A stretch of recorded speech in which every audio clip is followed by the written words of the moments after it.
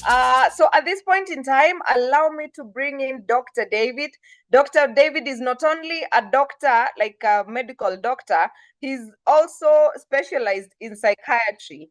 And Daktari, when we shared this web or rather flyer, we got quite a number of people saying that trauma is something that they have really gone through and it still haunts them, and they're in the workplace, and worst of them is some of them are actually in the leadership positions, and sometimes the trauma angles show up. So please tell us how, and especially because we have quite a number of HR professionals on the call, business owners as well, employees as well, or rather team leaders as well. So how can we spot uh, post-traumatic or rather PTSD? Take it away, David. Thank you very much, Grace. And I want to thank you and Herbert for inviting me on the show today. It's always a pleasure to share medically. Um, I just want to make a correction at this point. I'm not a psychiatrist.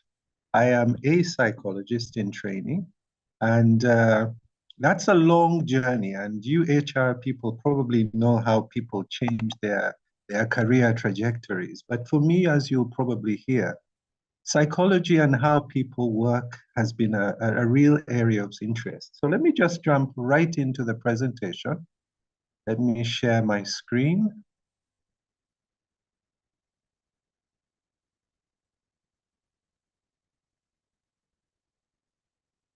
Sawa, sawa.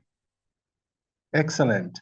Today I'm going to talk a little bit about psychological trauma, post-traumatic stress, and how it can show up in the workplace. But before I jump into it, I want to tell you a little bit about me.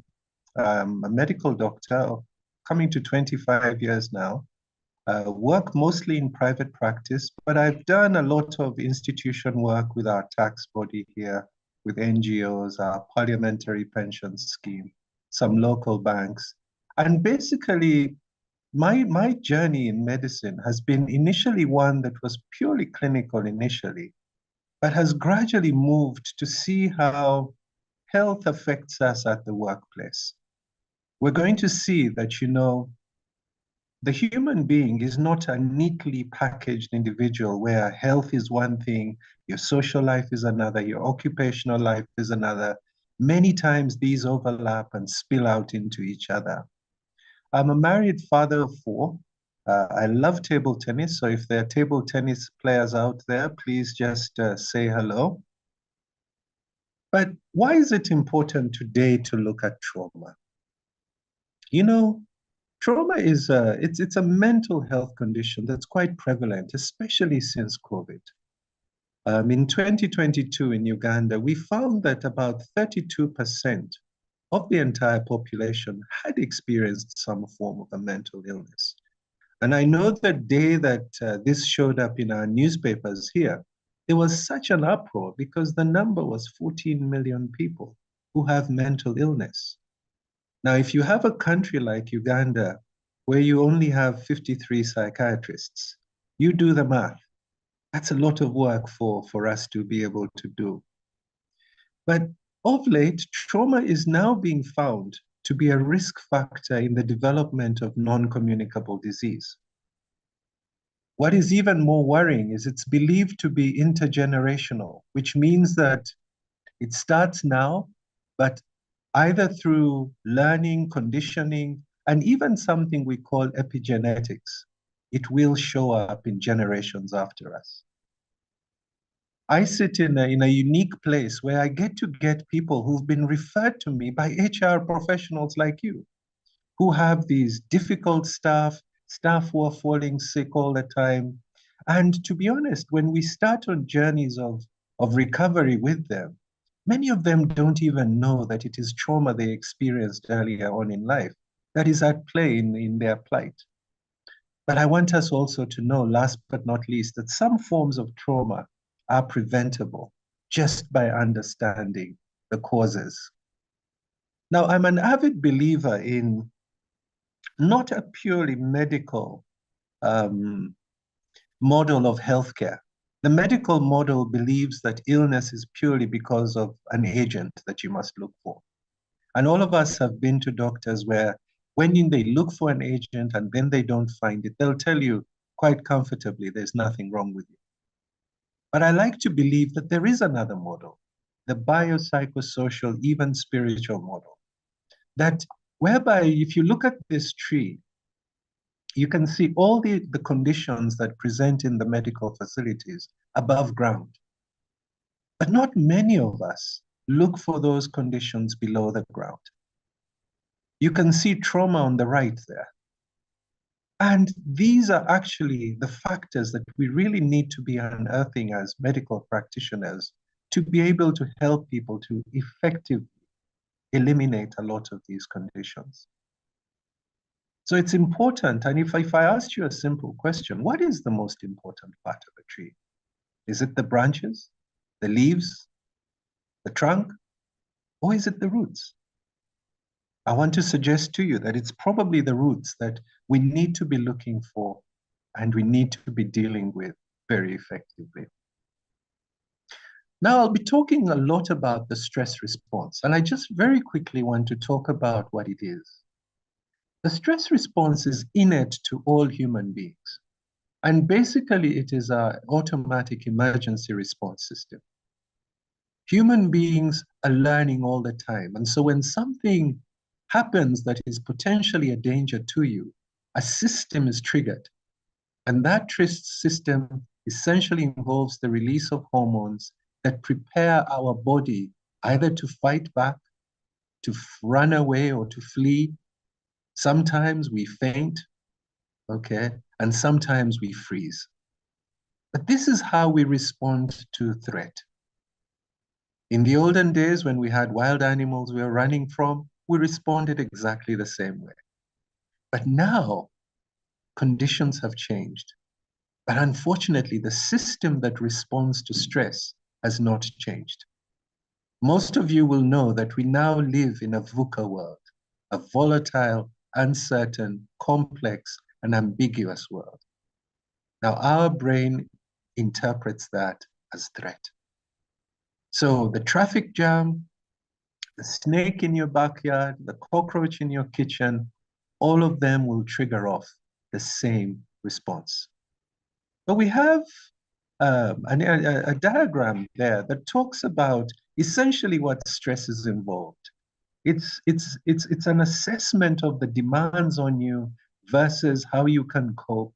And in between there is how the individual is perceiving the stressors and their coping mechanisms. Grace, you mentioned COVID. Now, COVID is something that happened to all of us. But you and I know some of us came out of COVID worse than we went in, while others came out much better. What was the difference? Perception. So perception is a very important part of the stress response. And this is something, if you go to a practitioner, you'll always want to assess how you look at the situation you're in. Now, trauma refers to an exposure or an incident that is emotionally disturbing, life-threatening, and it has lasting effects on an individual's physical, mental, social, emotional, and spiritual well-being. It's important to know that to be traumatized, you don't only have to experience it. Sometimes a bystander, okay, will go through the same traumatic feelings as the one who was actually in the situation. Or somebody who's confronted by traumatic events, especially when it's a loved one. So if you've been abducted or you had a relative who was abducted, they came and told you the events, as they go through the story, some of us come out of this traumatized. People who are the police, other frontline ambulance workers, they will always go through a form of trauma if they're not proactive to prevent it. We call that vicarious traumatization. So trauma can be a single event, It can be repeated events, or it may be a mixture of the two, what we call complex trauma. And I want to just highlight something here that, many times when we think of trauma, we quickly go to the big T traumas. These are the sudden, the out of control things that affect our bodies. Things like natural disasters, things like physical, sexual abuse, things like any form of violence, a medical injury, mob justice, crime, war. Those are the big T events that most of us believe may only be the causes of trauma. But I want to suggest that there are a little T traumas, everyday events, chronic, cumulative, repetitive. These may not cause injury to the body, but they cause more emotional and psychological damage. But because the individual who's going through it is going through a form of helplessness, they can't, if you're having a situation, a domestic situation that you cannot get away from, you will be traumatized. And some of the examples are parental neglect. Many children turn out traumatized. If you're chronically criticized all the time, you can never do anything right. If there's a divorce situation, poverty is one of the biggest traumatizers we sometimes quickly talk about as an SDG, but we don't realize what it is doing to people and the populations. Financial stress, debt. If you have the loan guy always knocking on your door, that's traumatizing, especially when you can't pay because you're helpless. Traumatic grief, sudden moves, change of caregivers, especially children who are being adopted and being kept moved from home to home. Living in unstable neighborhoods, infidelity. Many of us look at infidelity at the fun side only, but it's quite stressful, sometimes quite traumatizing. So those little T traumas, believe it or not, will tend to affect us. But there's no trauma, I would say, that's bigger than the other. You commonly hear people that say, it was only a cockroach, you'll be okay. But if it is big to the other person, it is big, and it potentially can traumatize them. And please understand that these two things affect one individual, and one can weaken the other. You can have an individual who seems to walk out of a big T trauma, but he comes home and he comes to an unstable neighborhood and he just decompensates and deteriorates at that point. Or the other way around, somebody who's been going through small T traumas at home, there's one small accident in the office and he explodes. Those two things affect each other and they wear down what we call your window of tolerance when it comes to stress. I just quickly wanted to say that while big T traumas, the black things, tend to affect the physical bodies, the small T traumas will affect us psychologically, socially, spiritually. And interestingly, they affect our self-esteem, our self-worth. They affect our social lives. We have strained relationships at home, strained relationships in the office. It causes spiritual discontent and a sort of existential angst. But I just want to ask here, we talked about small T traumas, and I just want to just highlight a few small T traumas in the workplace. Bullying, sexual harassment, job insecurity, verbal abuse. And we could justify these things, but we forget that when they put this individual in a helpless situation, where they have no control of what's going on, we slowly start to affect them more than just what we see. Sudden role changes, layoffs, toxic workplace cultures and working practices, unclear HR policy, working without contracts. All these, there's a chronic stress that develops and it gradually will traumatize these individuals. I promised to tell you a little bit about what research is now showing. And as a doctor, for me, it's something that I'm starting to see a lot and something that I'm starting to ask more questions. Now, in 1995, a study was done in the US where they were looking at people who were showing up in medical facilities with non-communicable diseases. And they were working backwards to see what sort of exposures these people had. And this is, the study is online. I think if you're interested, it's a 1995 study by the Kaiser Permanente. And they found out that all those who had gone through adverse childhood events, what we call ACEs, they had 14 times higher risk of suicide attempts, 4.5 times more likely to develop depression, twice the number of liver disease. Many were found to have had early sexual encounters. Drug use was also elevated. And this is something that the US has now realized. It is the greatest unaddressed public health threat facing our nations today. Now, our countries are potentially very traumatizing. And we have a multiplicity of health conditions to deal with that I'm sure for many of us, we haven't even started considering the risk of adverse childhood events. But I want to say this, that anyone who's been through this, many times, either through the defective learning and coping mechanisms that come out of trauma, many people, when they're traumatized, find a way to relieve their discomfort. Many may turn to drugs and alcohol.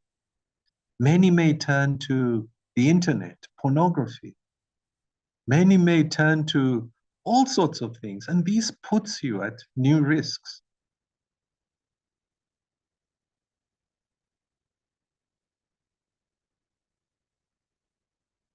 Just to show you, just to emphasize that childhood events, small t traumas that we sometimes ignore, put as much risk on each one of us. One thing that we also need to know, and this I say with parents of children, that chronic trauma affects the parts of the brain that are responsible for memory, the parts of the brain responsible for learning, and the parts of the brain responsible for emotional regulation. I sometimes look at our young people and the fact that, emotionally they're very labile.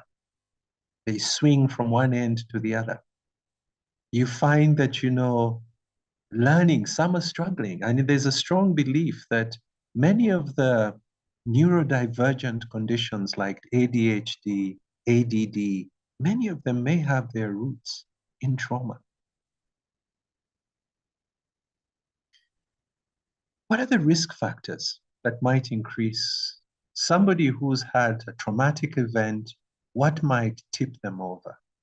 If that event is a big T event, if it is, they were exposed to previous traumatic experiences in childhood, if there was extreme fear and helplessness and there was no support afterwards,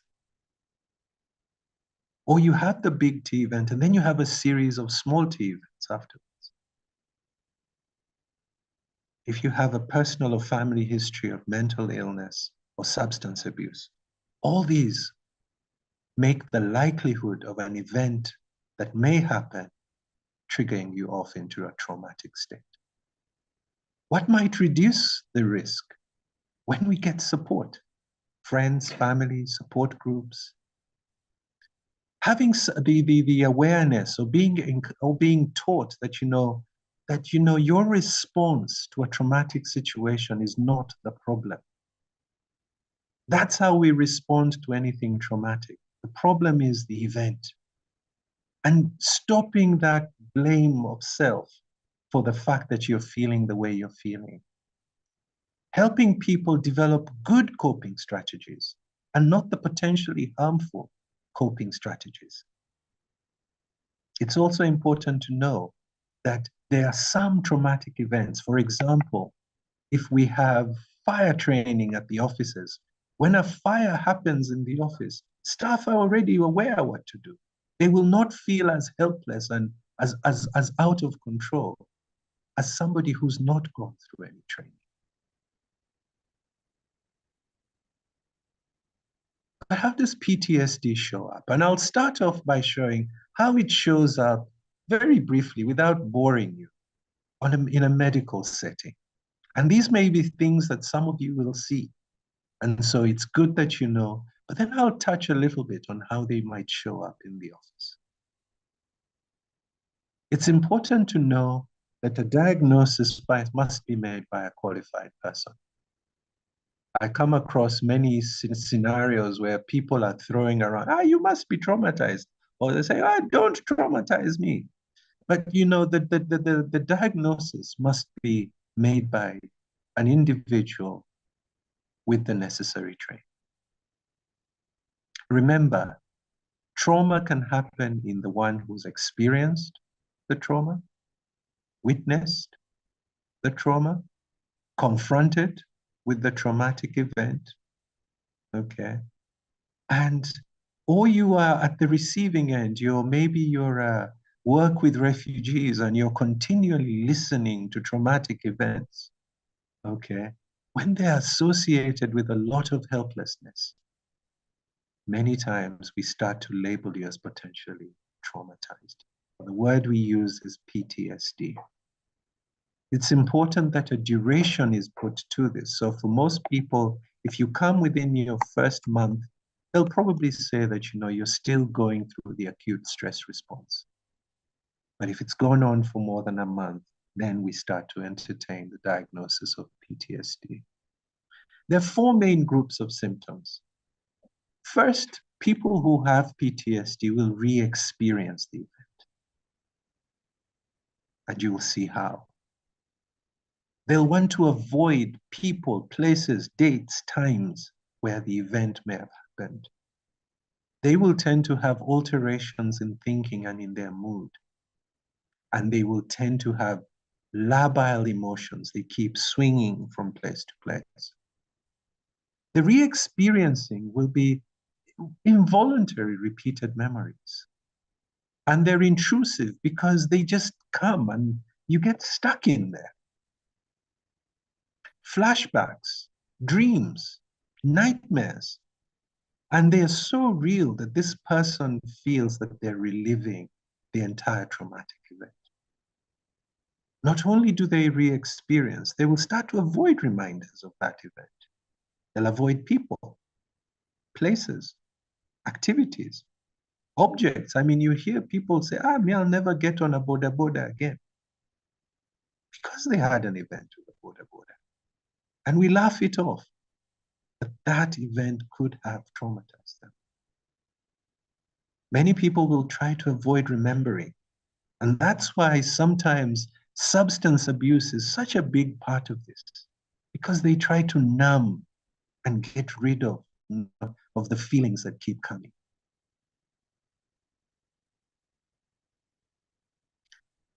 How they think and how they feel also change. Cognition is about thinking. Mood is about feelings.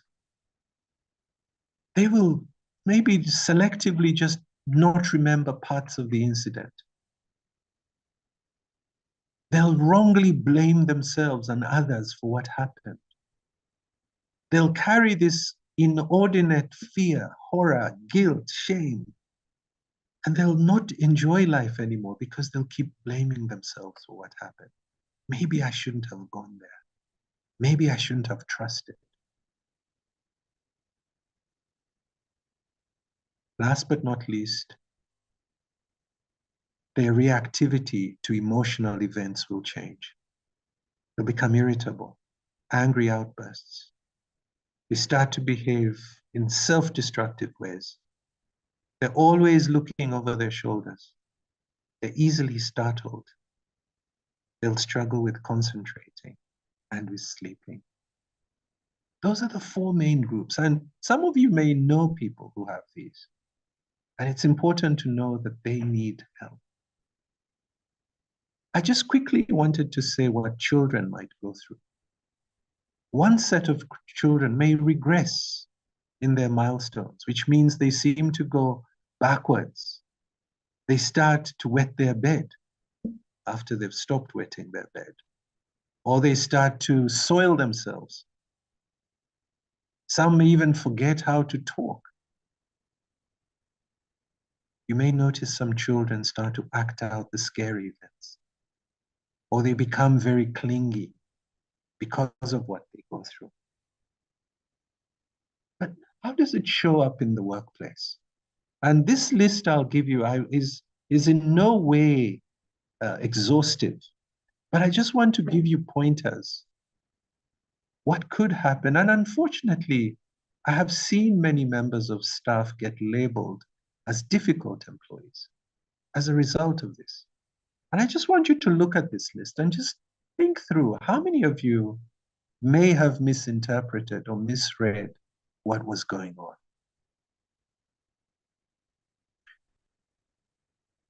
Absenteeism,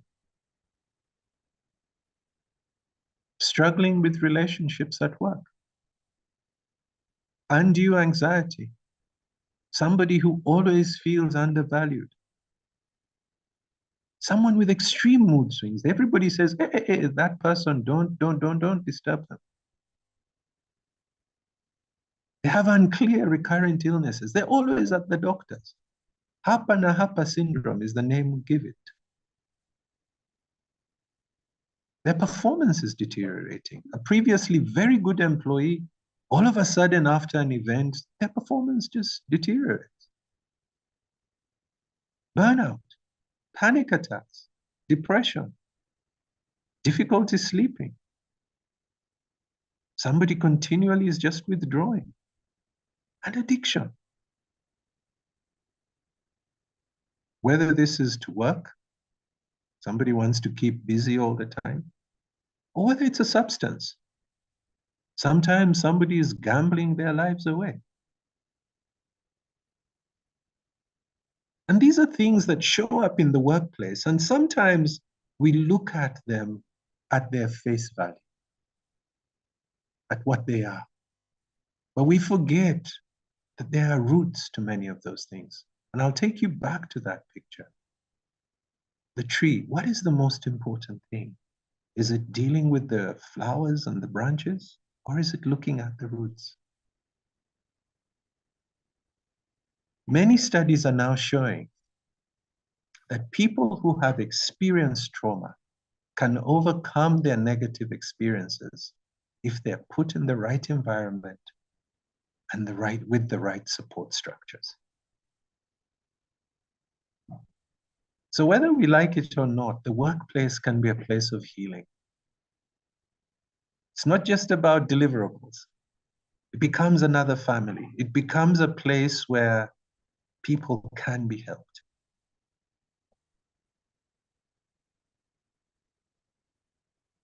I want to end this talk by very quickly just saying, look, without going through many medical details, how can we start to handle it in the workplace? I think one, it's important to become a trauma-sensitive workplace. It's important to know that trauma exists. It's important to know that, we need to empower people wherever they are to be able to stand up and fight it. It's important to engage mental health practitioners. In my experience, I've realized that mental health practitioners are sometimes the last people that are consulted.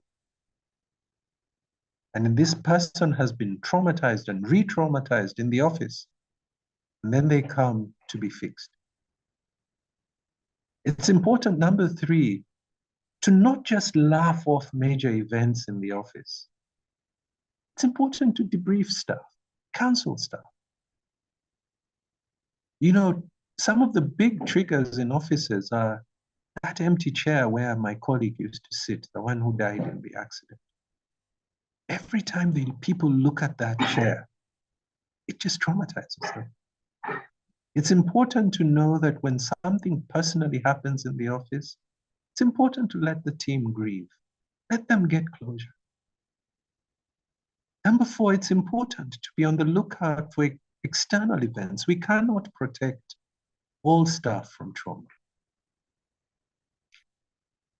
but we can support them when they experience trauma.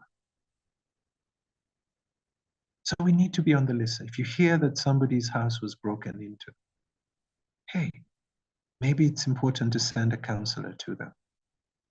Somebody lost someone. Let's offer them support. If anything, be somebody they can talk to. Many organizations are now developing the peer counselor model.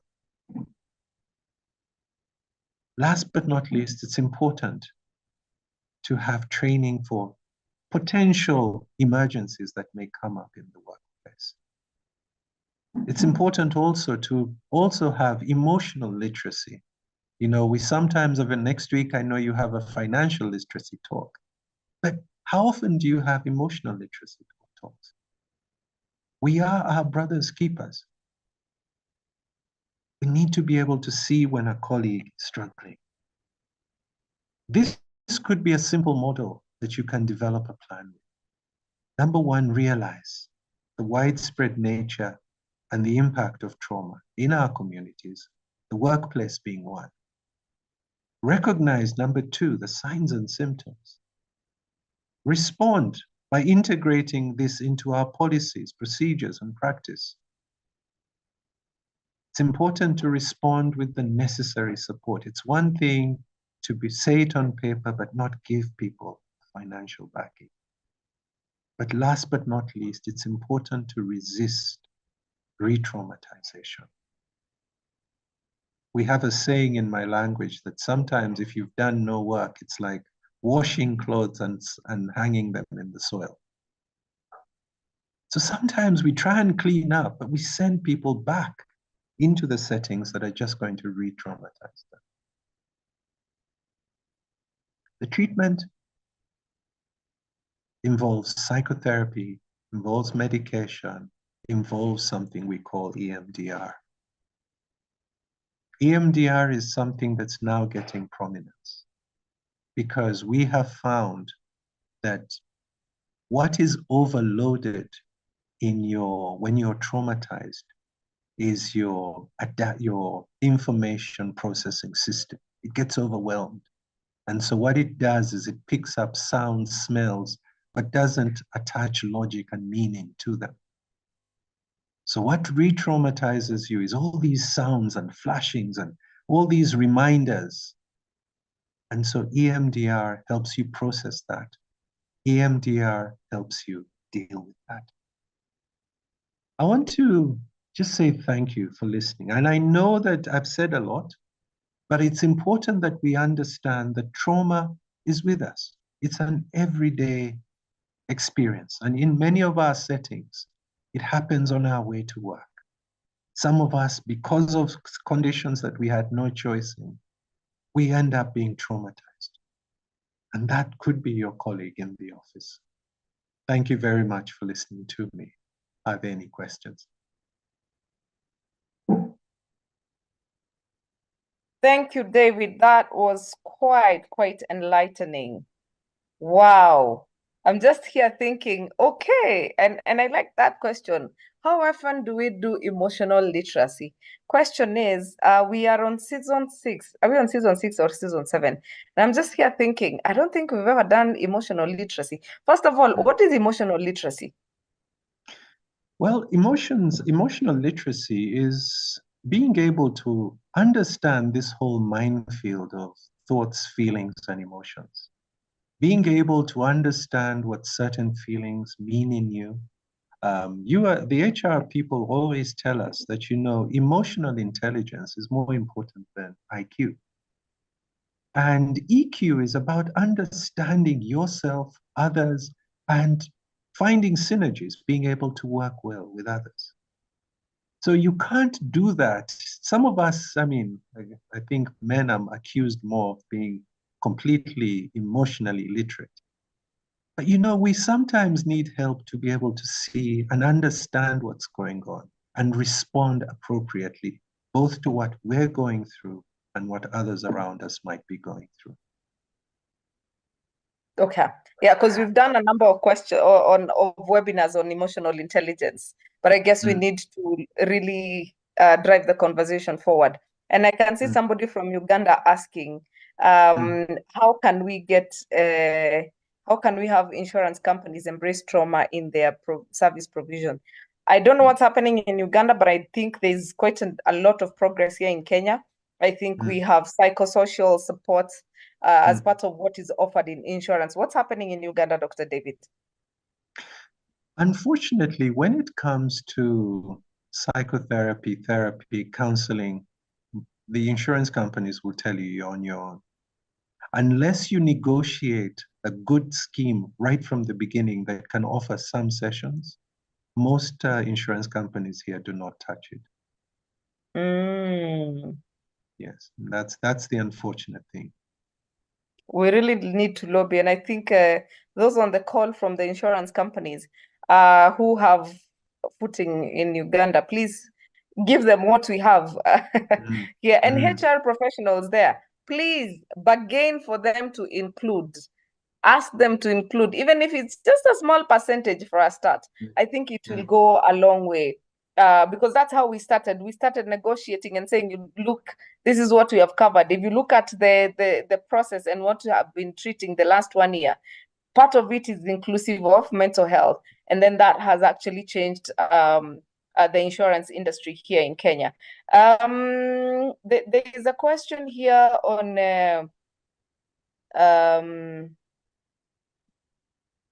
okay, before we go to my question, Tom Mushala, your hand is up and I have given you permission to speak. Tom Mushala, are you there? Yes, you can hear me?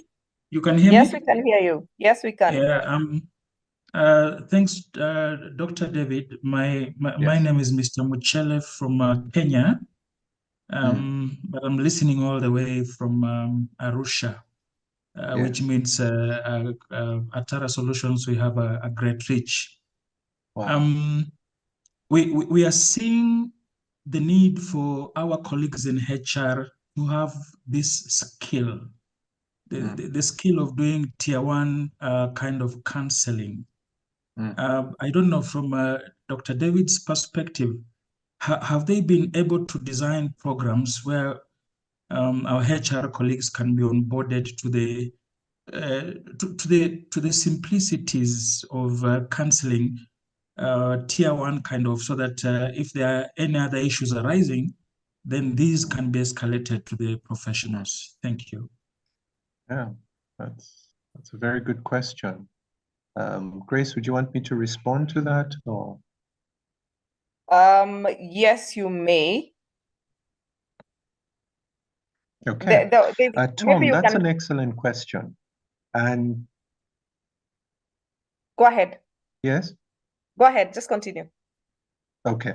I was just about to say that, Tom, some universities offer para-counseling courses. And this was kind of what you're saying, a tier one sort of being able, number one, to identify people who might need help. You might be able to be a first line giving psychological first aid. You'll be able to de-escalate situations that may have gone out of hand. But it'll be very difficult to teach all staff a 3-year course on counseling. So I would recommend that in your training, There's been so much talk about the place of human capital in our workforce. Human capital being to be the sum total of skills and so on and so forth. But a lot of literature talks about how organizations have evolved. Initially, they thought that financial capital was everything. I gave you desks and computers and everything, and that was supposed to work. Then we thought that no, maybe it's now about my network. And so networking, there was a time when networking was a big thing. Then we've come to the sum total of our skills, which is human capital. But we forget that all this is happening in individuals, people. So psychological capital needs to be something that all organizations invest in so that people start to see, we realize that we are as good as our workforce.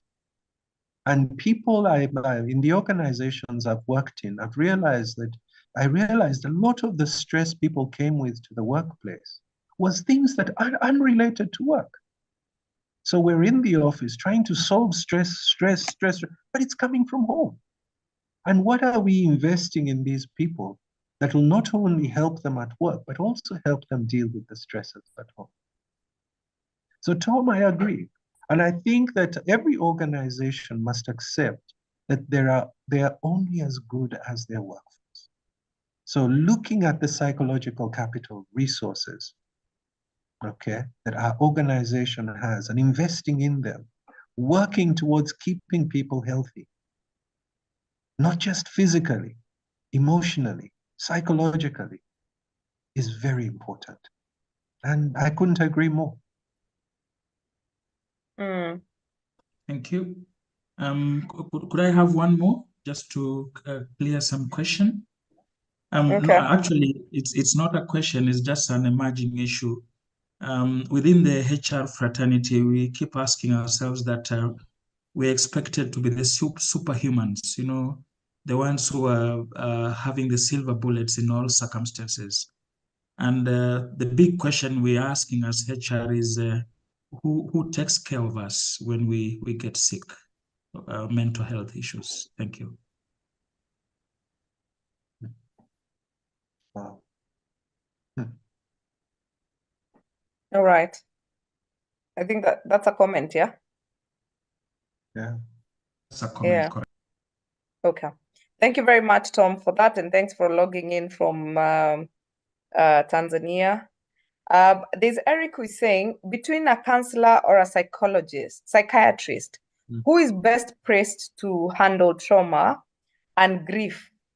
For a staff who has lost a loved one.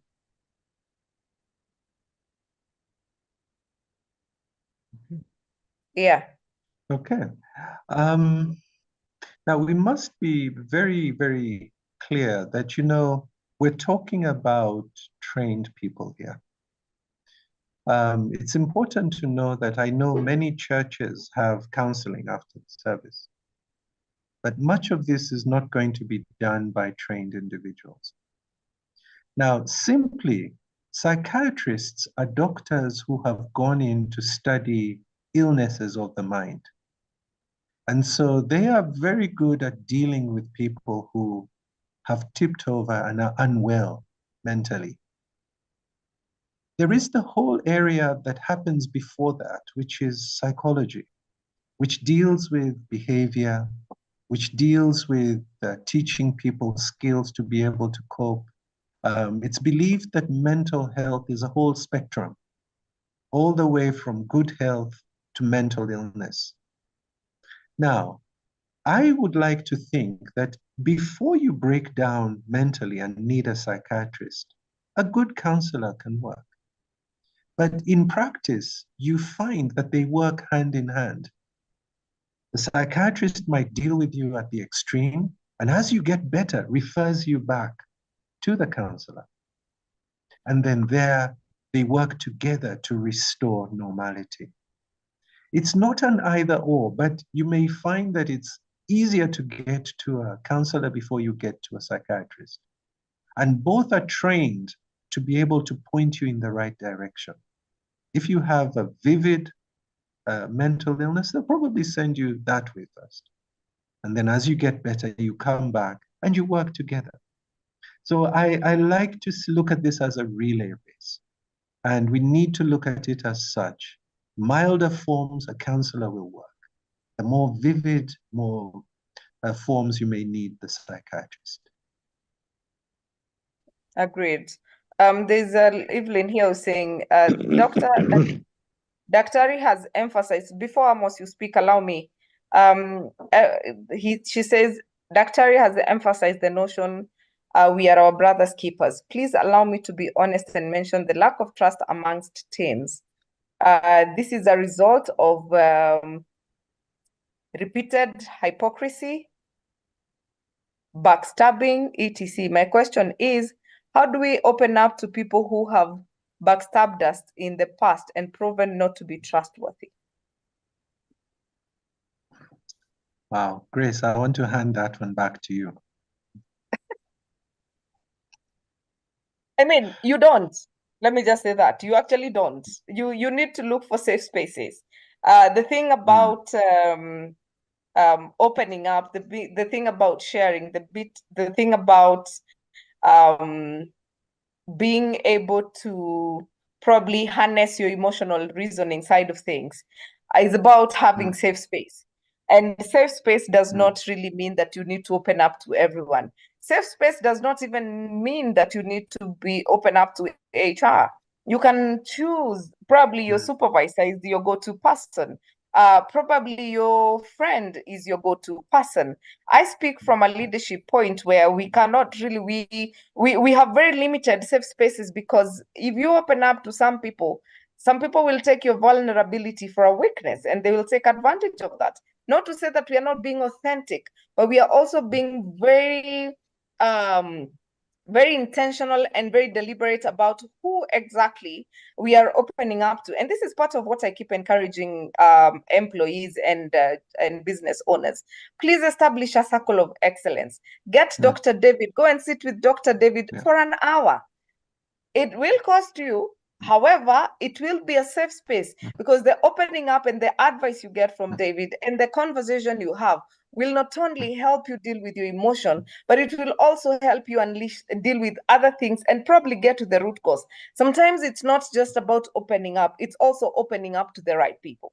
So you need to establish your circle of excellence. Do you have a coach? Do you have a therapist?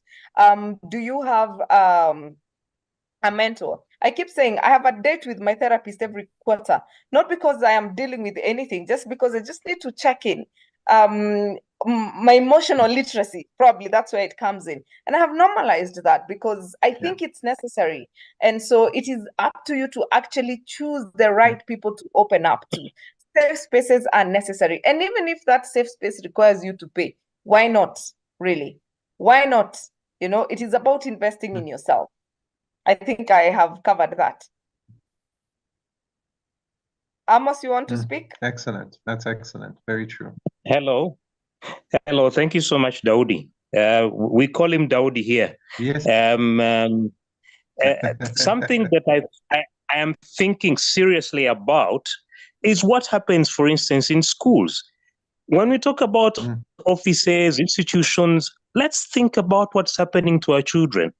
We were children, and some of us, or most of us actually, unknowingly or knowingly, went through these traumatic issues, traumatic situations. It could have been at home, but it could most likely also been at school. So we carry this to office. Now, my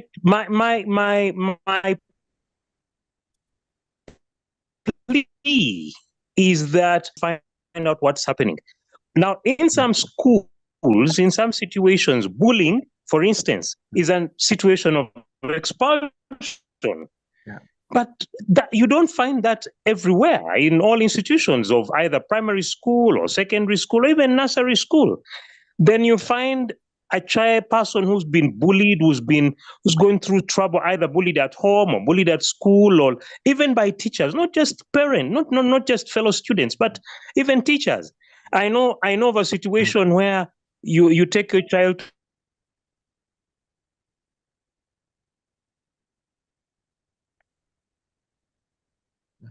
to school for the first time, and then if your some accent goes into the local language, they go into the local language, and they finally say certain things, and then the child picks up that, and that traumatize that takes them through trouble until they finish their 6 years or 7 years in school. They carry that on. So for me, my plea is, can we also get to that situation, David? We go back to the schools and try to see what happens. Yeah. My last point is about emotional intelligence. I love what you've called emotional literacy. It is assumed that actually people should have emotional intelligence, either inborn or cultivated.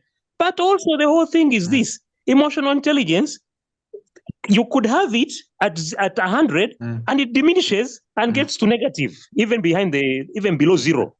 So we just have to keep at it all the time. We cultivate it, we grow it, we read, we encourage one another, we live it out, and so on and so forth.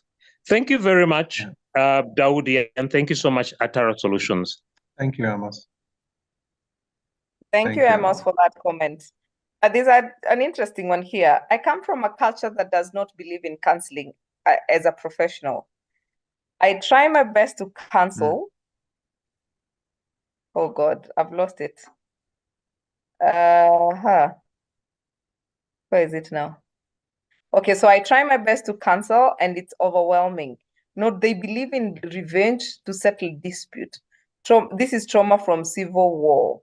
How can I go about it to handle it better?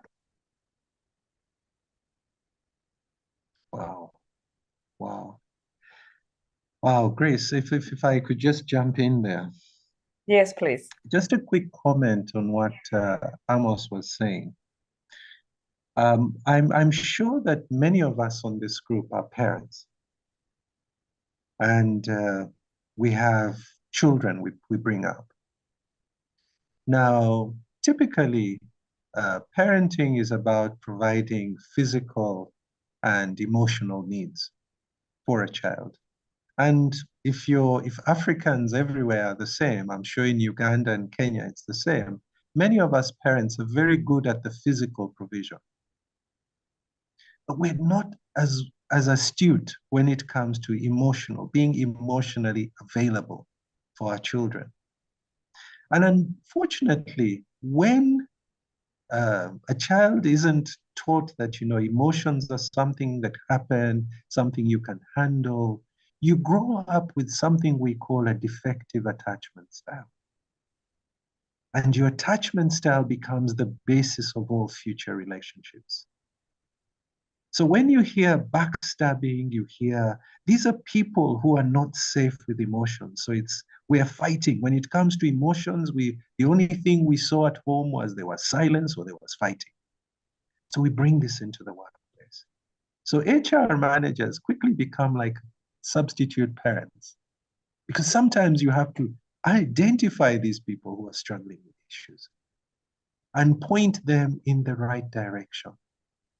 And there's this whole movement that believes in reparenting the adult child because things went wrong. You didn't learn how to trust. You learned how to fight for everything.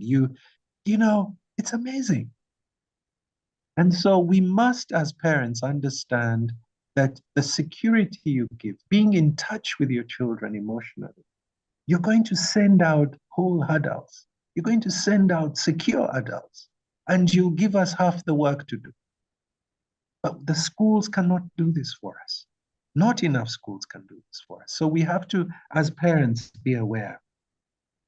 But I come back to the question that was talking about the culture, where there's no counseling, it's revenge. That's really toxic. And what you probably need to do is have a professional come in, maybe somebody absolutely neutral, come in or assess the situation and come up with a strategy. It's very difficult to prescribe here because I don't know the details.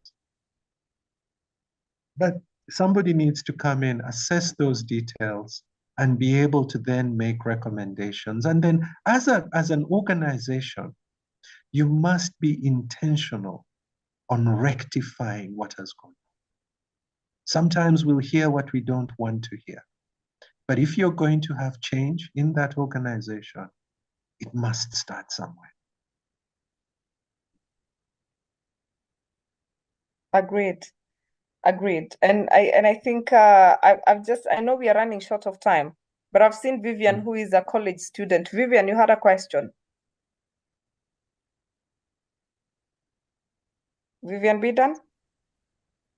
Hello. Yes, Hello. please go ahead. My name is Vivian Bidan. I'm a college student, fourth-year student. Last year, I was undergoing through very traumatic experiences brought about by one of my parents' illnesses. And at the same time, I was in session in campus. School was moving so fast. I couldn't really explain to my lecturers what was going on at home. I couldn't make my classmates understand why I'm missing class. My attendance in school for the whole term, the whole year to say, was about 40%. And I ended up losing so much, and I had to go through that alone because school really doesn't give you the benefit of the doubt, especially in campus. They assume you're an adult. You should be able to handle these things. Everyone is going through something. That's what they say. And I was left behind, but I had to go through all that alone. And now I'm back on my feet. I'm retaking the units, and I feel like this should be addressed more, especially in campus, because that's why we have so many campus students wasted. They resort to doing drugs, and parents think, it's just a choice. It's not a choice. They are escaping from so much. Yeah. Wow. That's an amazing story, Vivian. And that's as real as it gets. If it was up to me, every institution would have a counselor. Because it's important that we nip these things early before they get. And there's this, I've had staff referred to me who I was told were malingering. But there's no way you can tell somebody is malingering until somebody has assessed them. And many of the staff then come with this stigma of being told they're malingering. And so by the time it gets to you, it's a very complex situation. But Vivian, you have highlighted something very important, that sometimes time is the best remedy for trauma. Sometimes we're able to resolve the situation. But many people, I believe that the figures have it anywhere between 30 to 50% of people will need an intervention. And I want to ask that, all of us in positions of responsibility, I think it's high time we start to understand that, our organizations are only as good as the people we have. And unless you're ready for a turnover, and it doesn't matter to you, but it's important we start to think through, how can I make this environment one that encourages healing? Sometimes it's just about environment. But there are 3 steps. If anyone is going through trauma, it's important, one of the first things that a therapist will go through with you will be helping you manage your emotions. Now, that's a huge subject. I can't even start to go into that now. It's also about starting to to address the different things it has caused. We've seen that, it affects how you think about yourself. You start to become very apprehensive about everything around you. And it's slowly first bringing you to a place of safety. And once you come back to a place of safety, then we can start to work at it. Jumping into therapy doesn't help you if you don't feel safe. But it's critical that we get safety, and then we can start to work at it. But Grace, do bear with me. I shan't go into the details. It's a huge subject.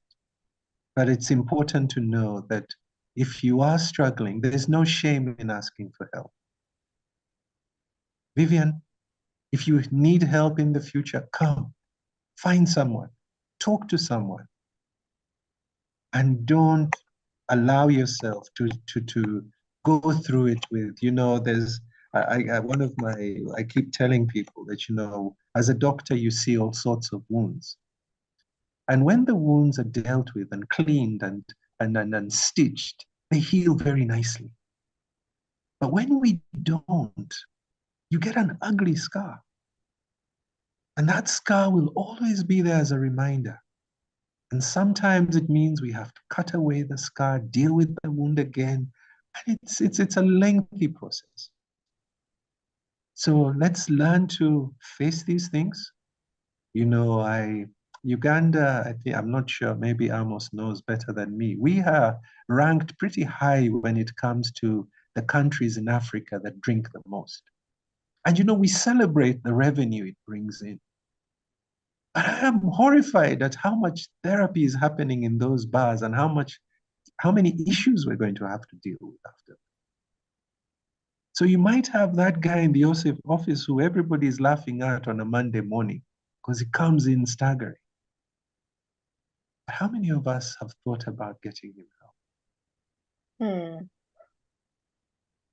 That's true. And on that note, I think you need to share your contact details on the chat because we also need to finish. But there's a question here.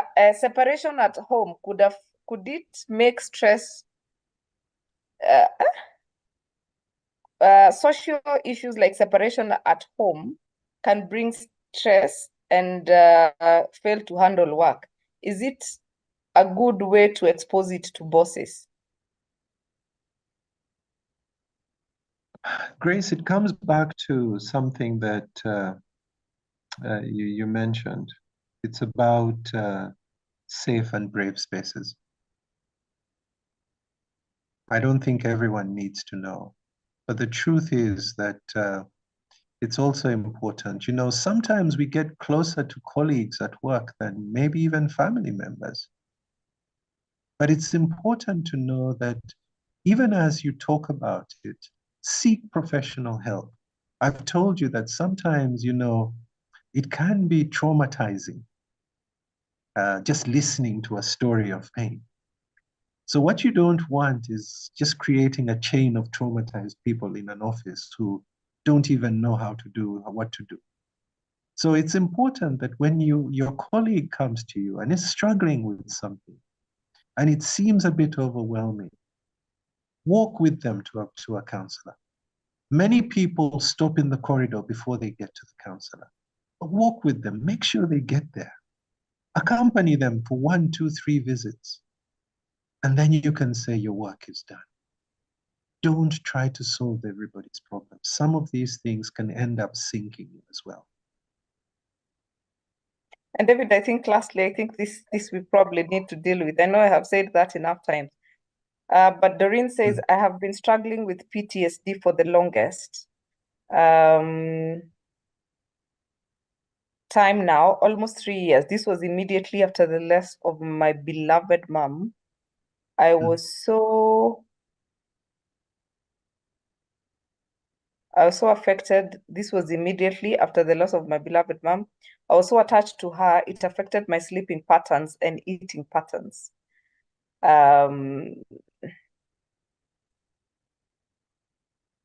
What can I do to overcome this? After mom's burial 3 years ago, I have never visited home because I feel I haven't healed yet. Kindly help. Wow.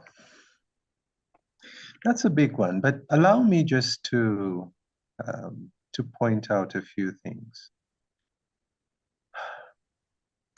There is a part where we must understand that grief is a normal process. What happens when we lose somebody, we are not going to see them again.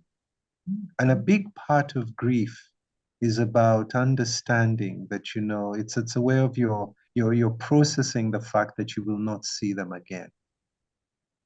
Now, what we may be dealing with here is what we call pathological grief, in the sense that it has gone on for a prolonged period. For most people, it's a 6-month to 1-year journey. But one of the things that could help is changing your focus. You know, many of us, when we lose somebody, we are focused on what we lost. And unfortunately, that's not going to change. And so if we always focus on what we lost and what we don't have, we're always going to be on this disempowering journey. But it's important, for what it's worth, to start to look at what you're grateful for, your mom, what you learned from her, what you benefited from her. So you start, instead of looking at what you lost, you start to look at what you're grateful for. That way, it will be more empowering. It will give you something to be thankful for. It's important that you may, along the way, as you come up with things you're grateful for, you may want to get closure by writing a letter. And for what it's worth, taking it and leaving it there. But I want to suggest that you found a therapist, because sometimes these journeys leave us depressed. They leave us in places that we actually need medical help. But grief is real. Grief is everywhere around us. It's not just losing people, losing phones, having break-ins, all this divorce. There's all grieving after this. But it's so important that we start to focus on what we are in control of, not what we can't control. Thank you, Grace. Thank you so much. Thank you so much. There's a lot of comments on the chat for this one, but I hope that we can continue with this conversation because there's somebody who says the brother died just before they were supposed to do a presentation. So, and probably I just want to say, Paula, to everyone who is going through a rough time, whoever is going through a traumatic experience, and probably to sound like a priest, there is hope, and you will heal. You will heal. Back to you, David. I think somebody is saying, let's continue a bit. We still have time, but allow us to not do that because this session, David, you're really good at what you do. And please get in touch with David, and especially for those of you who need support, kindly get in touch with David. We have shared his number and his email address on the chat. Kindly reach out to him on WhatsApp, reach out to him on email, and you can get your sessions. And for those who are looking for talks for their organizations, all the HRs here, I think you need to get David onto your teams and discuss this in a different setup. Because I know we need this. And like you've seen, he's such an amazing speaker. And of course, he'll be able to support you. So please take advantage of having such an expert in the room, and please get his numbers. And if you're not able to talk, or rather save it, let me know, and I will share with you his details, and then you can just email him and get these talks done for your organizations. Support the people in your institutions as well. So David, Daudi, like I've heard you being called, Daudi, please give us your parting shot. Wow.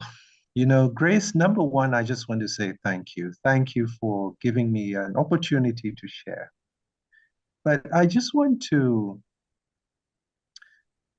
just maybe in passing, you know, if Kenya is pretty much like Uganda, everything that has to do with mental health comes with a lot of stigma. It comes with a lot of fear. It comes with a lot of shame. But what COVID-19 showed us is that, you know, what we chose to ignore has actually now come to the forefront of much of our health agenda. And like we've seen, it doesn't only affect us mentally, it does even affect us physically eventually. Mental health is about our thoughts. Mental health is about our feelings. Mental health is about our actions. They are all connected. And Grace, you're one of very few, but I would recommend for everyone, check in with a therapist at least once a year. Talk about those things maybe you've never told anyone. Your fears, maybe stuff you've gone through in the year, and find lasting solutions. Because I'll tell you this, that when we wait until we completely decompensate or break down, it's a much more difficult journey restoring you than when we fix it a lot earlier. Many of us are very good taking our cars to the garage, and we are taking ourselves. So my encouragement is good mental health is built on a foundation. That foundation is self-care. And I know there have been talks of self-care on this group. Are you sleeping enough? Are you eating? Do you have positive relationships? Who are you outside work? Some of us, we've been defined by our work. Who are you outside work? What does your family say about you? So I want us to encourage us to get into self-care. Take care of us and take care of yourselves, and you'll be laying a very good foundation for your mental health. Thank you very much, Grace. Thank you so much. Some of you are still asking for the number. Let me just type it again. There you go. And wow, I think we left out. I don't know. Oh God, David, how do I help my dad who still mourns my mom who passed on 30 years ago? I feel defeated when I see him low and crying, wishing she was alive. Wow. Wow. Okay, Grace, we must touch that. Now, there's a strong possibility that her father is depressed. And depression is, it's basically it's a place where your mood goes very low, and basically you don't see hope, you don't see a way out. 30 years is a lifetime. That's a generation. And so there's a lot we have to undo there. Now, I like to tell people that when it comes to mental health, I look at medication the same way you look at a crutch. When you break your leg, your doctor will give you a crutch in addition to the plaster, not because you will live with it for the rest of your life, but it will support you as your leg gets stronger. So there are times what you find is that, you know, we have to help him, give him a crutch, medication, and as he gets better, start to undo this. But interventions, even though they were not done earlier, can be done. But you can see it's about refashioning his whole life. He probably looks on helpless, feeling there are some things that will never be the same because his wife went. And so he needs to be helped to look at life again, get another perspective. He needs to be advised to, again, build that foundation of self-care. Many times when we start to break down, our foundation of self-care disappeared a long time ago. So what we do, build self-care, give him new focus, give him new support, a new support system around him. You know, older people, loneliness is becoming such a real problem. And I don't even know where to go with this because most of my older patients are lonely. So he's probably stuck there also because this was his only support. He has no backup system. You know, a sad thing has been found. Research has shown that men are so dependent on their wives for their support groups. And I don't know if it's true on this group, but many men, all your friends are your wife's friends. And so we need to do better. We need to plug him into a group. We need to find ways to restore hope, change his thinking so that he stops looking at himself as helpless, but he looks more at what would his wife want him to do. She'll probably want him to go on. So this is huge, Grace, and I'm trying to hold back so I don't say more than I need to, but help can be found. Please take him. I agree. They say he lost his mom. It was the His mom mom. who died. Yeah, Okay. it's the mom, not the wife. Same thing. Same thing. There's a strong bit of probably depression there. The attachment styles need to be looked at. He needs to be looked at to develop a support system around him. And, you know, just like a baby learns how to walk, it sometimes looks like a very slow process, but they eventually learn. And so we need to start shining a light in the direction he needs to go. But this will take therapy. This will take time. This will take him stopping to look at what he lost, but starting to be grateful for what he had and move on. Yeah. Wow. Thank you for that. And I hope that was helpful to the anonymous attendee. And oh God, are we ever going to finish this session? I was a victim of domestic abuse, and my son, who is 30 years old, is showing signs of depression. What do I do? Please get him help. There's a thing about divorce and violence at home. In a strange way, children always blame themselves for what happened. So in his adult mind, he's still back there when he looked on helplessly and probably as a result has been traumatized and is now in this place. And Grace, these are people in our workplaces. I'm sure he has a workplace. And so he needs, you know, the sooner we do this, the better. And I think, Grace, maybe what you could do is just find everybody a list of therapists so that in Kenya they can start to make contact. Many of these things I'm happy to help, but you know, there are times that you need a real person. There are times you need somebody to walk this journey with you. Good counseling is not about giving you advice. Good counseling is about redesigning, refashioning, helping you become a better version of you. And that's what this is about. And I don't know whether that one is in Kenya or not.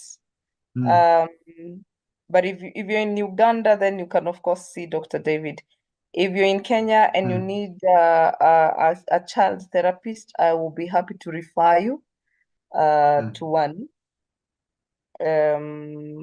Yeah, probably, and then you can help. It could also be probably, David, that child is also, because they're 30 years, they probably could also be dealing with quarter life crisis, which has also taken them back to that time.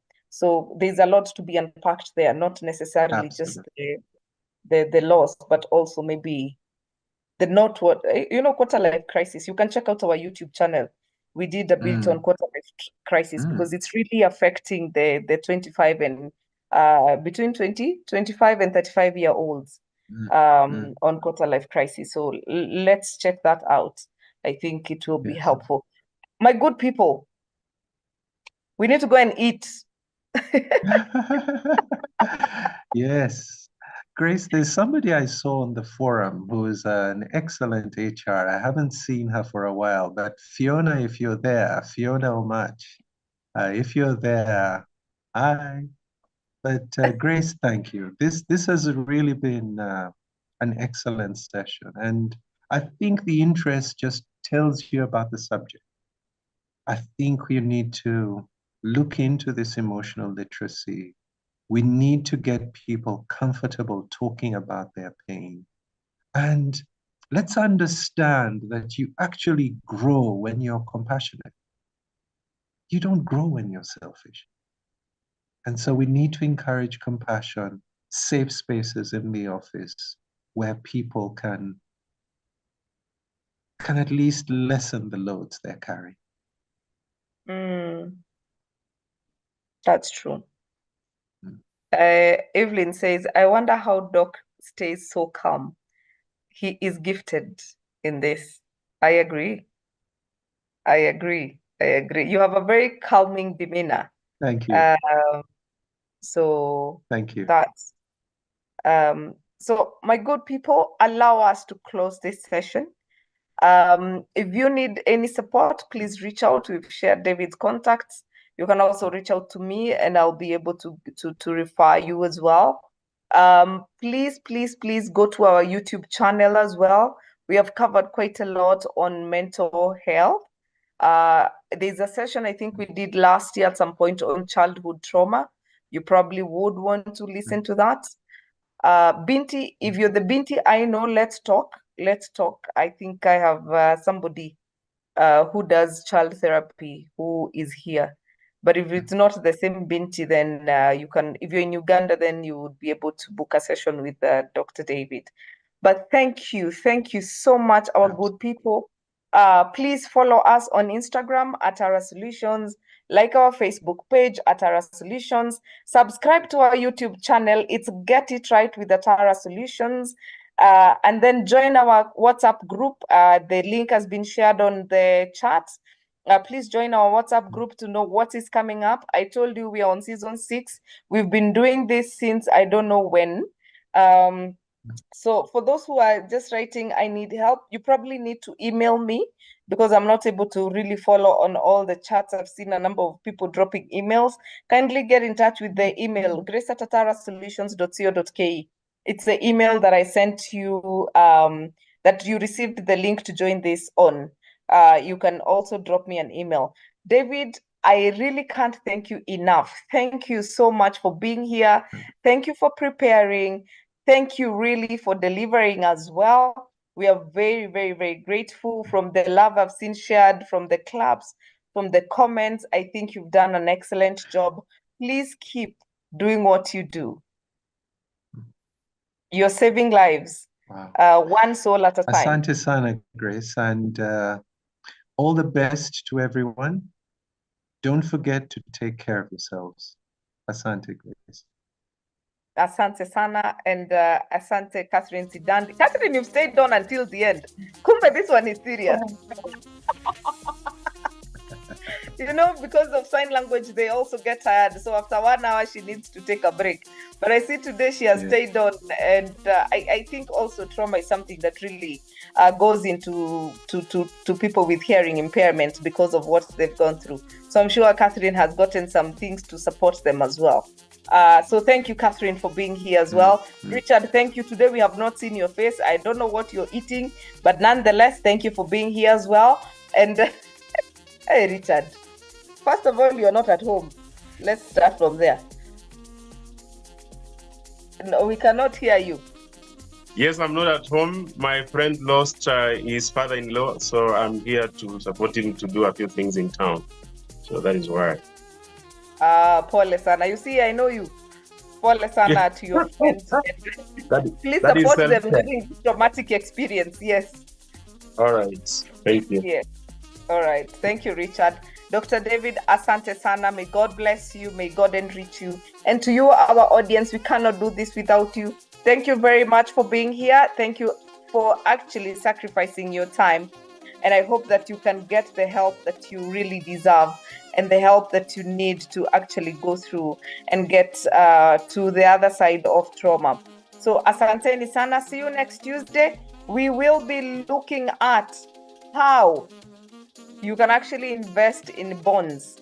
We've done quite a lot on, I don't know, we talk about personal management, we talk about all these things, but we never really go into the nitty gritty about how we can actually get into investment. So that's part of the conversation we are starting next Tuesday. And then please do not forget to join us for the dinner on the 15th of November. That will be happening here in Nairobi from 5 o'clock at Westwood Hotel in Westlands.